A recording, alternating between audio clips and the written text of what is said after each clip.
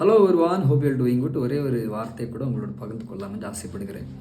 1 Samuel 30ஆம் அதிகாரம் படிக்கிற நேரத்தில் அங்கே அமலேக்கியர் சிக்லாகை கொள்ளையடித்து அக்னியினால் சுட்டெரிக்கிற சூழ்நிலை.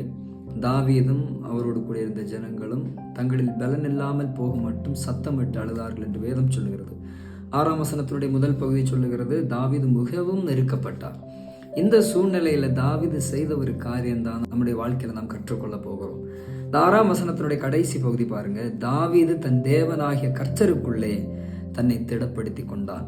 சுற்றிலும் போராட்டம் இருக்கிறது, எல்லாமே அழிந்து போயிருக்கிறது, கண்ணீரின் பள்ளத்தாக்கில் இருக்கிறார், நெருக்கப்பட்டிருக்கிறார். ஆனால் அதன் நடுவிலையும் தன் தேவனாகிய கர்த்தருக்குள்ளே தன்னை திடப்படுத்தி கொண்டார். இந்த நாள் இந்த வார்த்தை கேட்கிற ஒவ்வொருவரை பார்த்து பரிசுத்த ஆவியானவர் சொல்லுகிறார், ஒருவேளை உங்களை சுற்றிலும் போராட்டம் இருக்கலாம், உங்களை சுற்றிலும் உங்களை வேதனைப்படுத்துகிற காரியம் நடந்து கொண்டிருக்கலாம், உங்களை சுற்றிலும் பலவிதமான வியாதிகள் சூழ்நிலை இருந்து கொண்டே இருக்கலாம். ஆனால் அதன் நடுவிலையும் தேவனாகிய கர்த்தருக்குள்ளே நம்மை திடப்படுத்த முடியும் என்றால் மகிமையானதை கர்த்தர் காண செய்வார்.